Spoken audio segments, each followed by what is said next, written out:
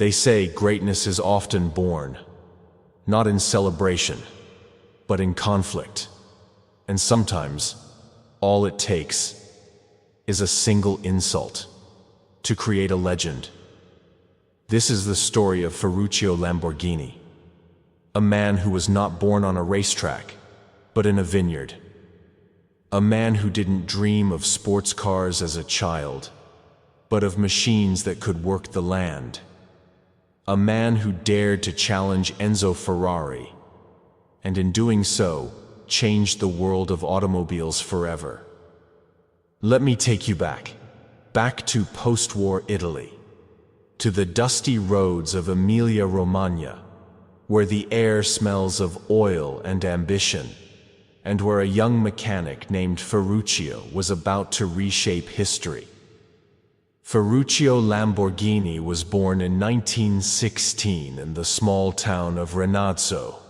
His family were grape farmers, humble people who lived off the soil. But Ferruccio's heart wasn't in farming.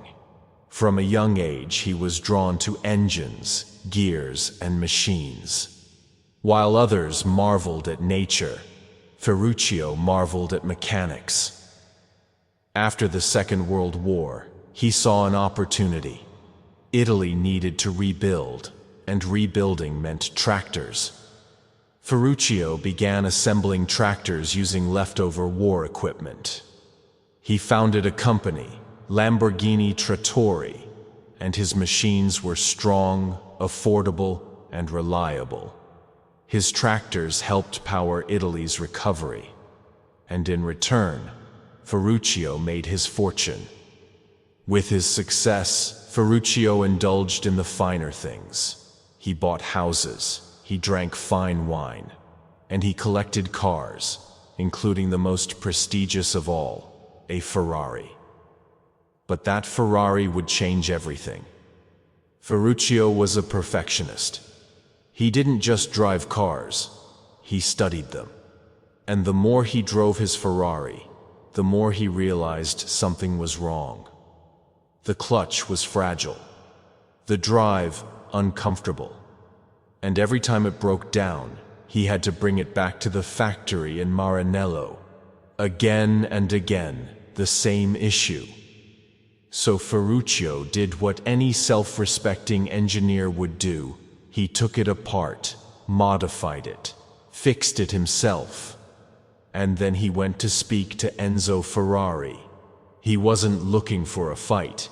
He simply wanted to offer a suggestion, a better clutch design, an improvement. But Enzo wasn't a man who took kindly to criticism. "You make tractors," Enzo reportedly said. "Leave the sports cars to me." That sentence, that moment, lit a fire in Ferruccio Lamborghini that would never go out. He walked out of Maranello that day with a new mission. If Ferrari wouldn't build the perfect car, he would. In 1963, Ferruccio founded Automobili Lamborghini. He bought land in Sant'Agata Bolognese, just a few kilometers from Ferrari, and began assembling a team of engineers, designers, and dreamers. Ferruccio didn't want a race car. He wanted a grand tourer, something elegant, powerful, and smooth. A car that could roar like a lion, but glide like a swan. His first creation was the 350 GT. Critics were stunned. A tractor magnate had built a car that could rival Ferrari. But Ferruccio wasn't done. In 1966, Lamborghini unveiled the Miura, a low, sleek, curvaceous beast of a machine. It was revolutionary, the world's first mid-engine road car.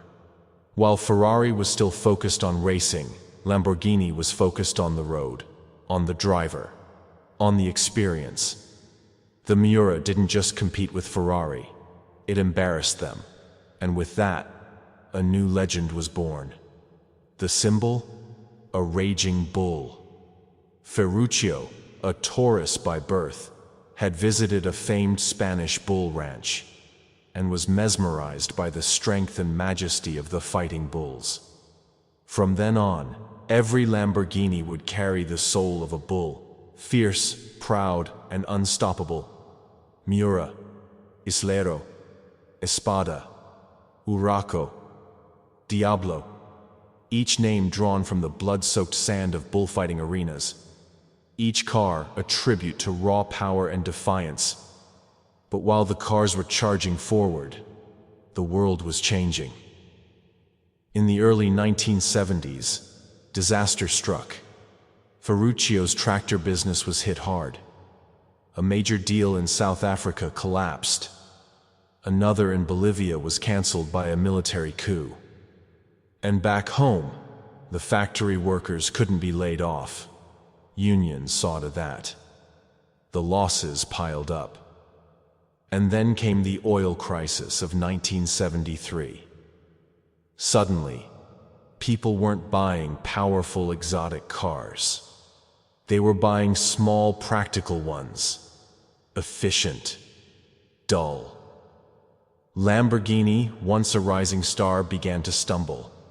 In 1972, Ferruccio sold his shares in the tractor company. A year later, he sold 51% of his automobile company to a Swiss businessman, and by 1974, he was done. The man who had built an empire out of fury and ambition walked away, but he didn't fade. Ferruccio returned to what he loved: nature, simplicity. He retired to a sprawling estate on the shores of Lake Trasimeno. There, he hunted.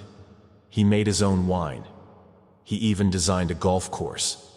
He lived not like a defeated man, but a satisfied one. He had nothing left to prove.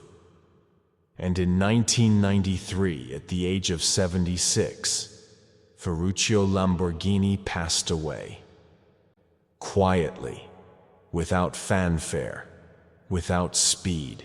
But even in death, his spirit lived on. Lamborghini, the company, continued to evolve. Passed from owner to owner, it remained true to its roots.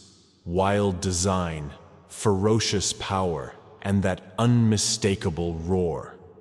Every time a Lamborghini starts up, it's more than just an engine. It's Ferruccio.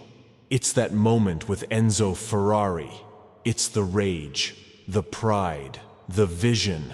From tractors to supercars, from a vineyard in Renazzo to racetracks around the world, Ferruccio Lamborghini didn't just build cars.